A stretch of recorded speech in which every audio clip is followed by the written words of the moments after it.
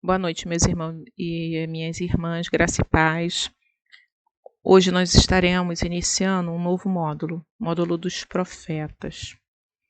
Inicialmente, nesta aula, nós vamos dar uma olhada sobre o tema, o ofício dos profetas, fazer uma breve introdução sobre o assunto, para que vocês possam ter mais facilidade, né, nas próximas aulas de entender um pouco sobre cada um dos profetas que nós veremos futuramente.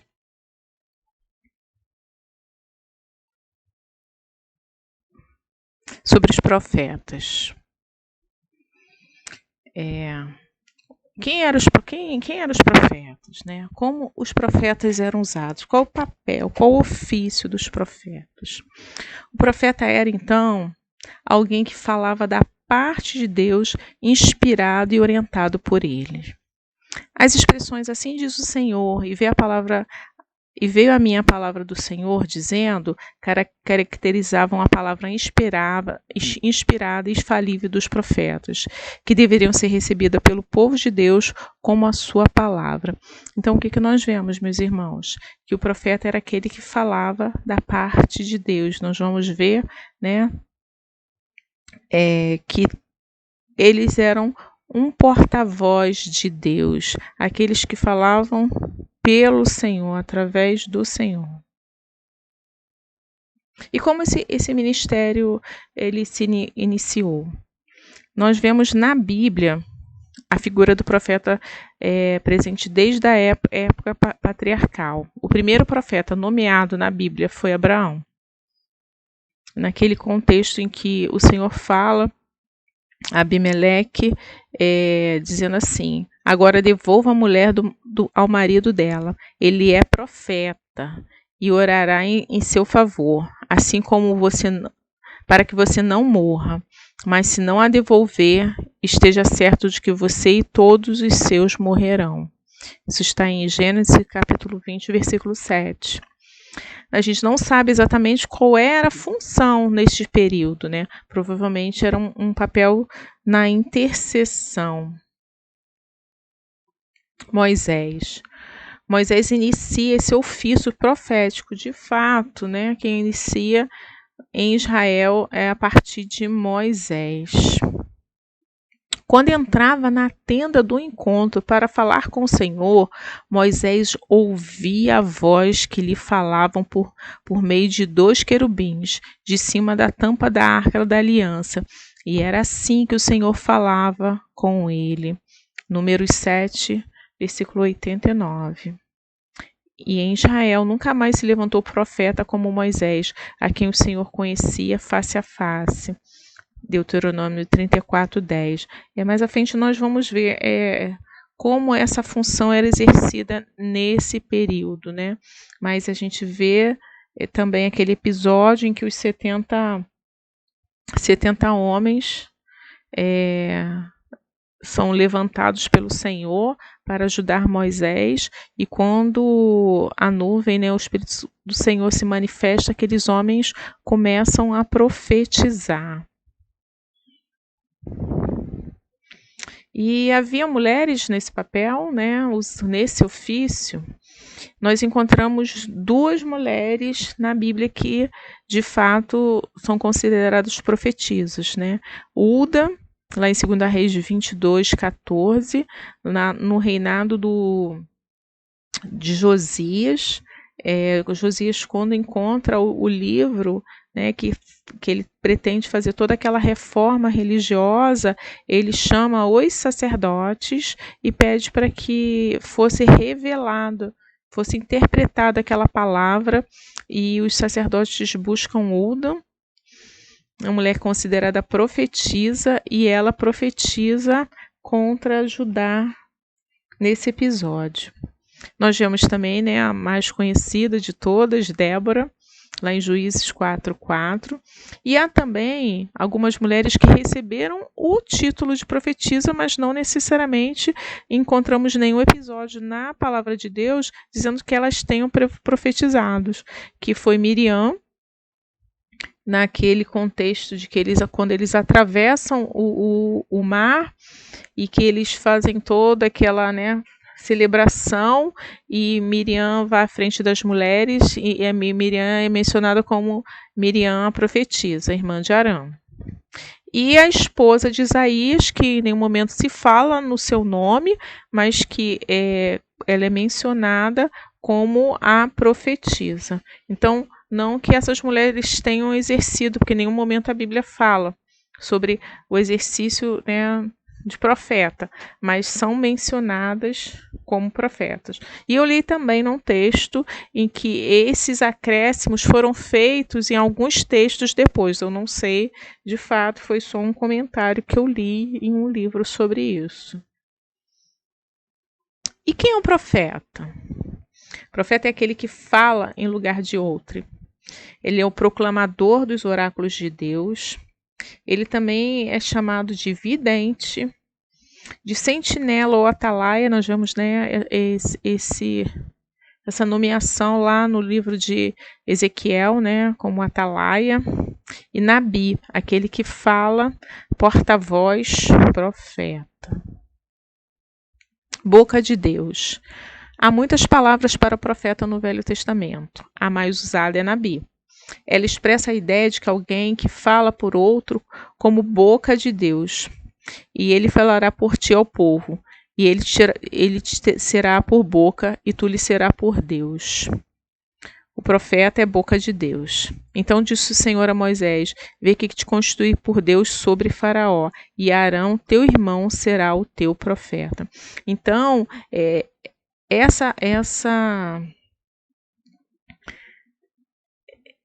a boca de Deus, ele vai ser o mais usado, porque e a gente vai ver como o profeta sempre como um porta-voz de Deus. Ele pode exercer outras funções que um profeta exerce, mas ele vai estar sempre falando da parte de Deus. E quais os oráculos, né, de Deus que os profetas proclamam? Eles proclamam os oráculos de acusação, de julgamento, de instrução, de consequências ou de esperança, né? De acusação, porque geralmente quando o Senhor levanta um profeta para falar ao seu povo, ele revela os pecados do povo. E depois ele fala do julgamento do Senhor por aqueles pecados cometidos. Depois, né, que o Senhor, na sua infinita misericórdia, ele instrui o povo. Ele mostra o seu pecado, ele julga o seu pecado, mas ele instrui esse povo a fim de que esse povo abandone essa vida de pecado. E como nós vamos ver agora também no livro, né, na próxima aula, no livro de Isaías, esses oráculos de consequência ou de esperança.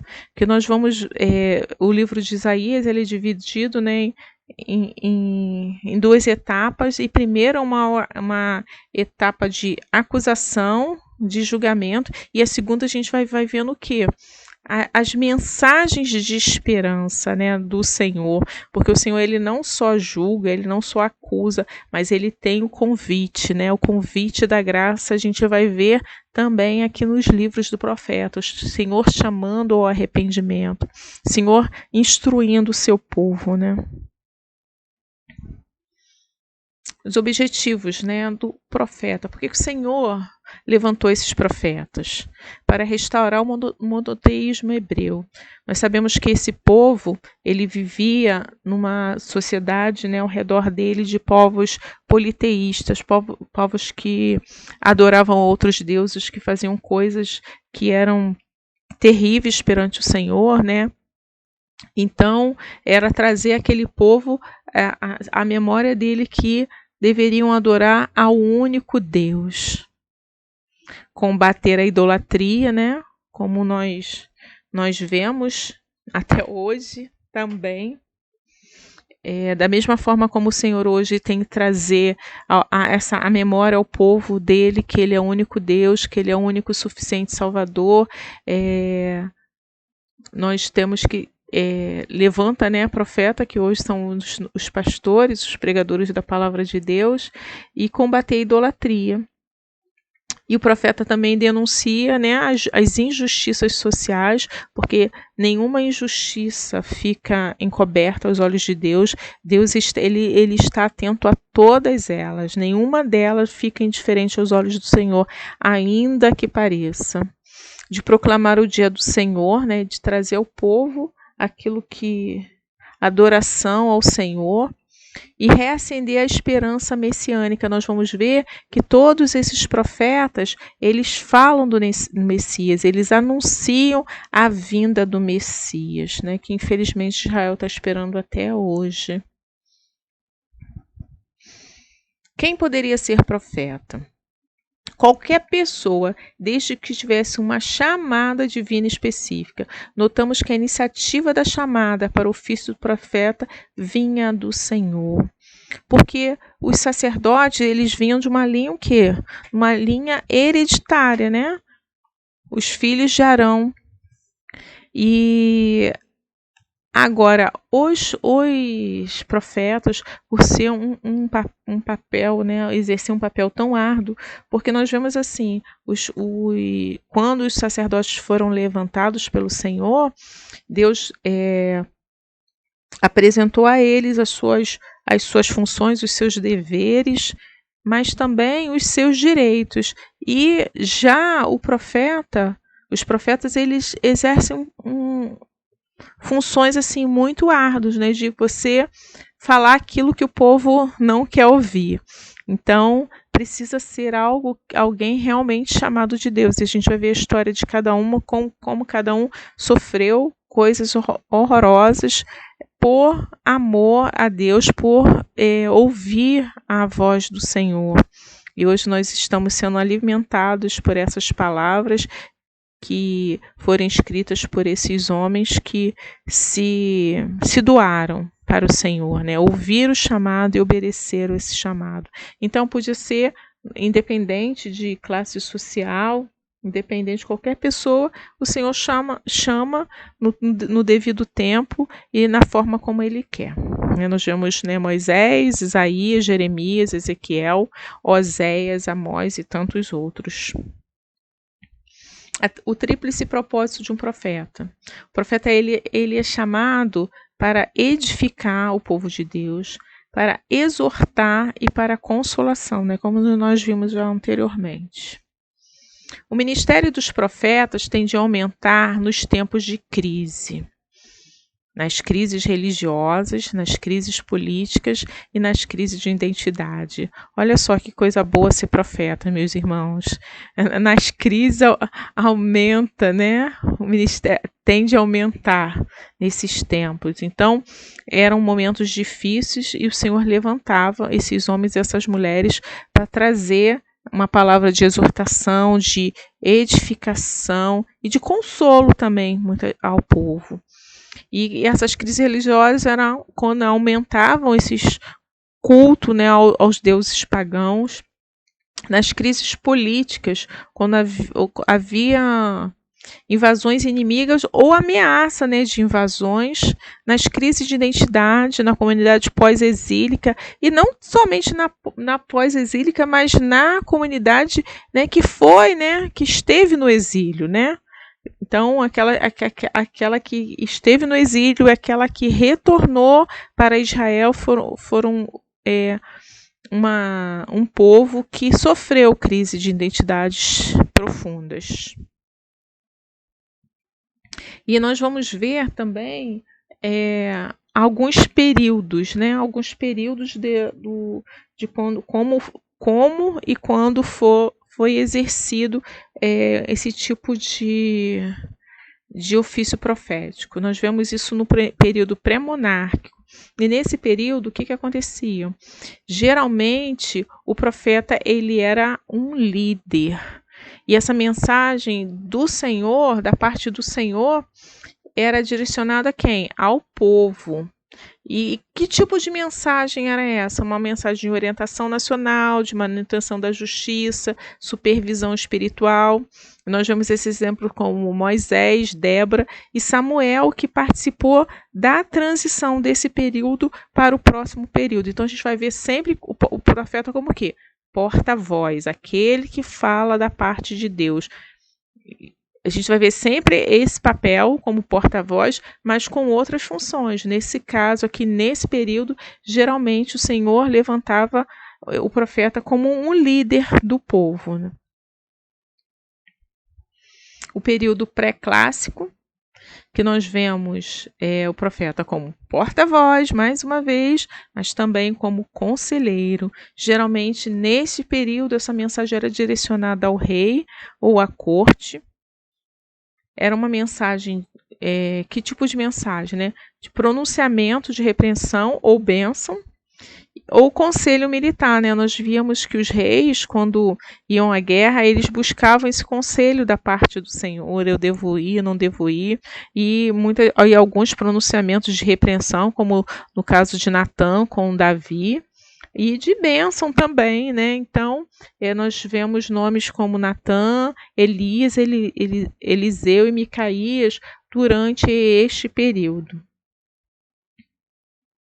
E durante esse período também, o tempo de Elias e Eliseu foi marcado por um alto nível de atividade profética. De fato, uma escola para profeta prosperou durante suas vidas. Nós vemos isso em 2 Reis, no capítulo 2, no versículo 3, 5, 7, 15, e no capítulo 4, do 1 ao 38. Nós não vamos ler agora, depois vocês veem, mas nós vemos Eliseu mencionando 100 homens, né, alimentar mais de 100 homens, falando dos discípulos dos profetas. Então, nós vemos o surgimento da escola de profetas com Elias e Eliseu, nesse período pré-clássico. E o período clássico? Esse é o período que nós vamos estudar neste módulo, né, que são os profetas que escreveram esses livros, que têm obras escritas por eles, que os oráculos de Deus, através de suas vidas, foram transmitidos através da escrita. Ele tinha a função de porta-voz e de crítico sócio-espiritual. Geralmente era mensagem direcionada ao povo, mas também poderia ser às lideranças, tanto as lideranças políticas quanto espiritual. Era uma mensagem de repreensão ligada à condição da sociedade, como nós vimos, né, todas as vezes que havia alguma crise, esse ofício de profeta, Senhor levantavam profetas para trazer, e nós vemos em tudo isso o amor do Senhor, o cuidado de Deus com o seu povo, que ainda que um povo rebelde, ainda que um povo de dura cerviz, Deus levantava homens e mulheres para abençoar esse povo, para, através da repreensão, através da exortação, da advertência, trazer esse povo para mais perto do Senhor, para o caminho reto, né? Livrá-los dos caminhos tortuosos. Era uma mensagem de advertência, de restauração, convite à justiça e ao arrependimento. O Senhor, ele está sempre convidando o pecador ao arrependimento, a conhecer a sua justiça e não a justiça própria. Então vamos lá, meus irmãos. Pregação, proclamação e predição. O profeta combinava na pregação tanto a proclamação como a predição. Os profetas falavam por meio de advertências e encorajamentos concernentes ao presente e ao futuro. As conclamações de arrependimento e os apelos à vida de santidade estão baseados na visão de uma ira vindoura. Então, eles proclamavam e eles prediziam também. Isso não quer dizer que essa fosse a principal função do profeta. Geralmente, o Senhor trazia algo para eles, baseados numa visão, né, da ira vindoura, e eles faziam esses conclamas ao arrependimento para o povo. A predição, porque como é o assunto, quando a gente fala em profeta, a gente pensa logo, né, em visões futuras, em um profeta trazendo previsão. E como a gente gosta de conhecer o futuro, como o ser humano, ele tem essa tendência, né, de coisas futuras, o que o Senhor, né, vai revelar, de revelações, e infelizmente nós vemos tantas coisas distorcidas também sobre esse assunto. Então, predição. Deve-se observar que no termo profeta não há nada que implique previsões de acontecimentos futuros. Um profeta pode predizer ou não o futuro, segundo a mensagem que Deus lhe der. A profecia era a mensagem de Deus e não do profeta. Então a gente tem que deixar bem claro. A profecia, ela sempre é uma mensagem do Senhor. O profeta, ele é um instrumento. Então essa concepção que nós temos de profeta, aquele que prevê o futuro, não necessariamente. Ele pode sim, mas há outras funções, e a principal é ser porta-voz do Senhor, é falar através do Senhor, seja acontecimentos futuros ou não. Os profetas, eles tinham preocupação com a ética e social. O profeta tinha preocupação ética e social. Notamos como os profetas sempre denunciavam as injustiças e violências cometidas contra o povo. Havia uma grande preocupação com o bem-estar social. Então, a injustiça social, ela não combina com as coisas de Deus. A gente fechar os olhos à injustiça social, a gente está fechando os olhos a uma ordenança do Senhor. Nós vamos ler em Deuteronômio, só vamos ler esse texto, né, para não ficar muito longo, depois vocês leiam as outras referências, no capítulo 24, versículos 19 a 22, que diz assim: quando no campo cegares a messe e neles esquecerem um feixe de espigas, não voltarás a tomá-lo. Para o estrangeiro, para o órfão, para a viúva será. Para que o Senhor teu Deus te abençoe em toda a obra das suas mãos. Quando sacudires as suas oliveiras, não voltará a colher o fruto dos ramos. Para o estrangeiro, para o órfão e para a viúva será. Quando vindimares a tua vinha, não tomarás a rebuscá-las para o estrangeiro, para o órfão, para a viúva será o restante.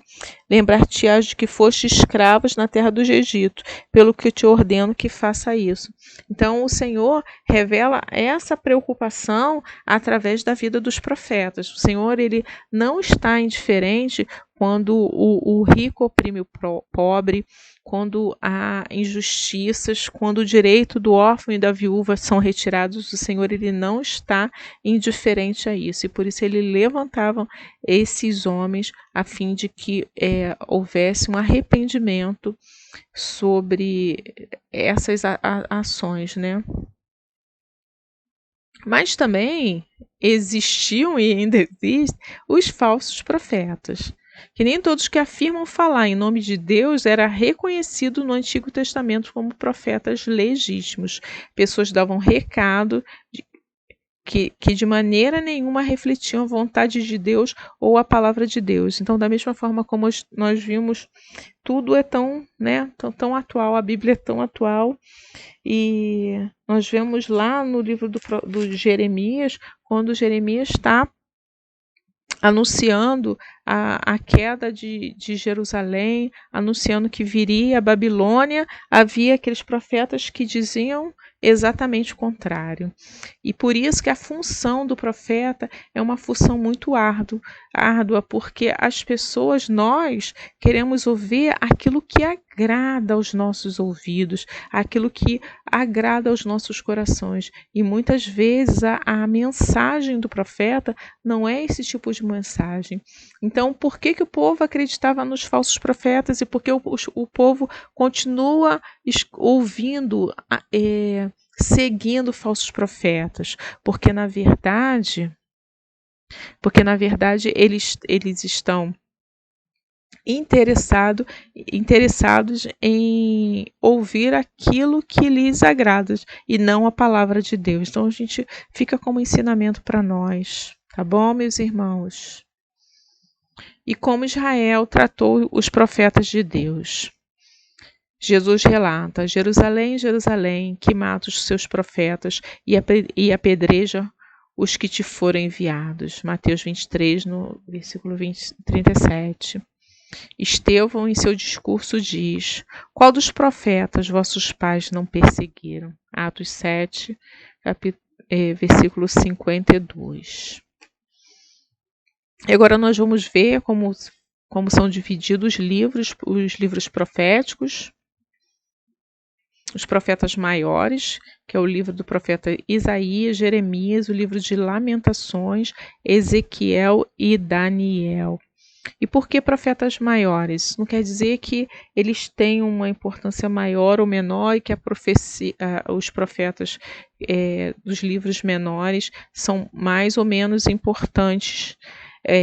Na verdade, o que nós vemos são os profetas que, por tamanho mesmo, por quantidade, eles são maiores pela quantidade de profecias que eles fizeram, não porque eles sejam mais ou menos importantes do que os profetas menores, tá bom?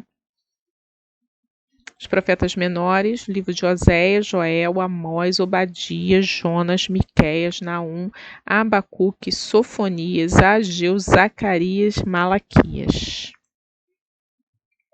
E nós vamos ver também ainda nesta aula o contexto histórico do livro do profeta Isaías. É importante que vocês façam leituras, né, desses dois textos aí mencionados, de 2 Reis, do capítulo 15 ao capítulo 20, e 2 Crônicas, do capítulo 26 ao 32. E é importante que faça as duas leituras, porque muitas vezes um livro ele complementa o outro. Às vezes algo que é omitido em um, a gente vê em outro. E é importante a gente lembrar tudo isso que nós estudamos nos livros anteriores, porque quando você entende a história, os livros históricos, você vai entender com mais facilidade os livros dos profetas, porque quando nós estivermos vendo alguma profecia contra reino tal, um reino A, reino B, nós vamos entender por que aquela profecia e tudo aquilo por que estava acontecendo. Então, vou fazer um breve resumo, iniciando com o povo saindo do Egito, né, sobre a liderança de Moisés, passa 40 anos no deserto, entra na terra prometida sob a liderança de Josué. A terra é dividida entre o povo e houve uma contaminação. Tudo aquilo que o Senhor falou para que eles não fizessem, eles fizeram exatamente o contrário. Eles se contaminaram com os deuses daqueles povos que estariam ali. Eles não eliminaram os povos como Deus falou para que eles fizessem. Eles não conquistaram toda a terra como o Senhor ordenou. E aí nós vemos no livro de Juízes, né, aquela montanha russa de subidas e descidas na vida espiritual do povo.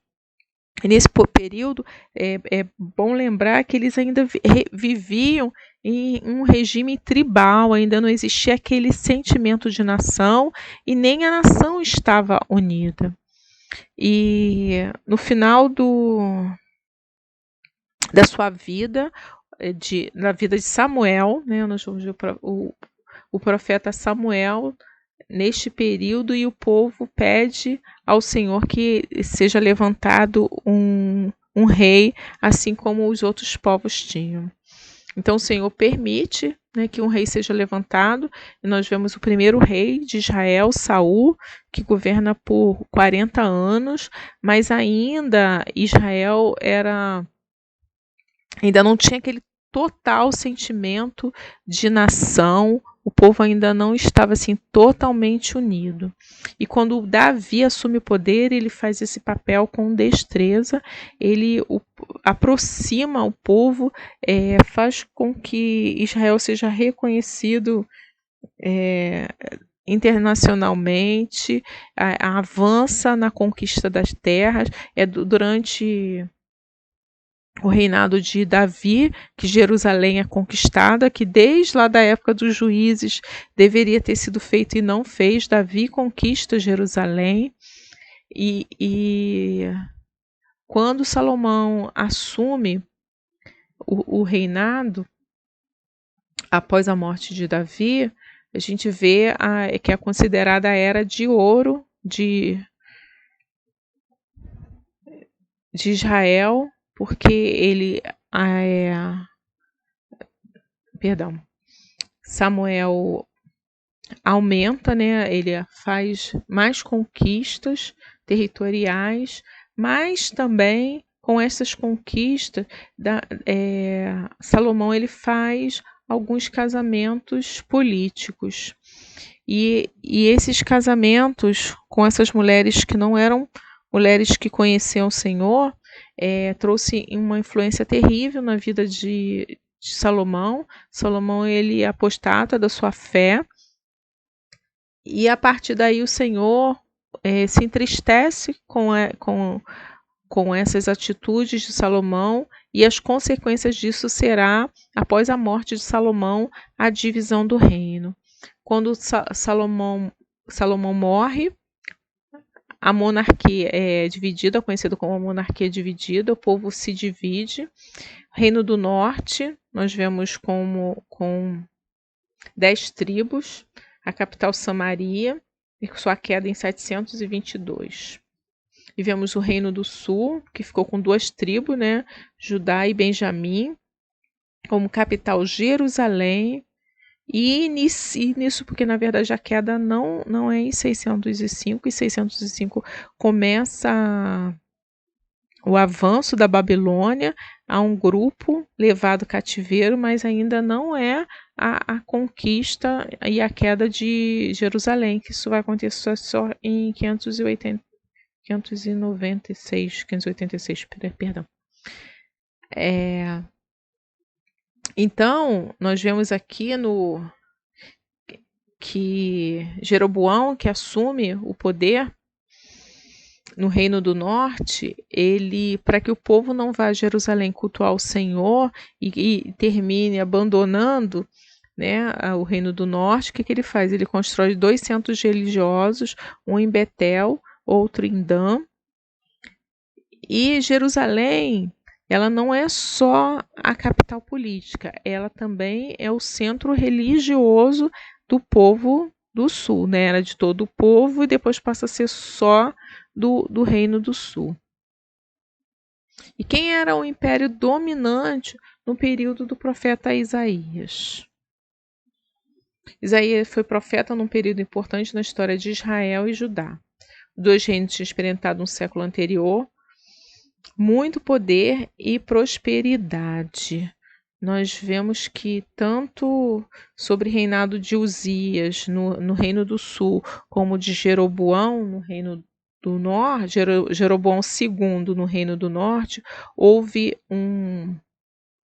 uma prosperidade econômica muito grande, mas juntamente com essa prosperidade econômica, o que nós vemos é uma queda moral e espiritual do povo. Cabe também ressaltar que no Reino do Sul, somente a dinastia davídica ficou durante todo esse período, e no Reino do Norte foram várias dinastias, muitas brigas, muitos reis e várias dinastias. O império dominante nesse período é o Império Assírio. Os primeiros capítulos do livro refletem esse ambiente que destacam o juízo e o cativeiro eram inevitáveis para Israel, mas também para Judá. Miqueias e Isaías profetizaram durante a queda de Israel e profetizaram também acerca da queda de Judá. É claro que Isaías não viu a queda de Judá, mas a queda de Jerusalém ele presenciou. Foi em 722 a queda de Samaria. A cidade foi conquistada, arrasada, né, pondo fim à independência do reino. E parte do povo, né, foi foi levada para outras terras conquistadas pelos assírios. E é interessante, se você quiser saber sobre como os samaritanos surgiram, leia o capítulo 17 de 2 Reis, que você vai ver lá, que houve toda essa mistura, né, de povos, como mistura religiosa. Vocês vão ver o que aconteceu. Não vou contar não, deixa vocês curiosos para ir lá pesquisar. Então, a partir daí, quando a gente vê toda a briga dos judeus com os samaritanos, é exatamente por causa da mistura espiritual, né, que ocorreu a partir daí da queda de Samaria e da mistura, né, de povos que foi morar lá na região do Reino do Norte. Havia um declínio moral e espiritual, né, que já foi falado anteriormente, estava em declínio, né? A vida não seguia os padrões desejados por Deus, lugares de culto pagãos eram aceitos. O rico oprimia o pobre, muitos sacerdotes e profetas eram corruptos.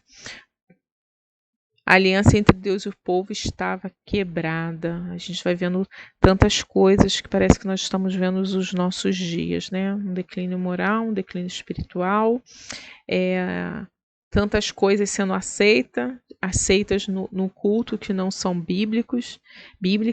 Então, é um momento de reflexão durante o estudo desses livros e a gente trazer para os nossos dias e ver o quão perigoso pode ser tudo isso. Os profetas contemporâneos a Isaías, né, no reino do sul foi Miqueias e no reino do norte Oséias. E aqui para finalizar é uma tabela, né, dos reis, reis de Judá, aqui os reis de Israel, e aqui no meio os profetas. Nós vemos aqui no reino do sul Miqueias, Isaías, e nós vemos Oséias aqui. Aqui a gente vê o período, né, de atuação desses profetas aproximadamente. Bem, meus irmãos e minhas irmãs, nós vamos ficar por aqui. Encerramos essa primeira aula deste módulo, que vocês possam fazer as leituras, que vocês possam se preparar, porque nas próximas aulas nós vamos entrar de fato no livro do profeta Isaías. Que o Senhor guarde e abençoe as suas vidas e que a palavra do Senhor seja um anseio no coração de vocês, que o conhecimento do Senhor seja uma alegria no coração de vocês. Fiquem na paz e até a próxima aula.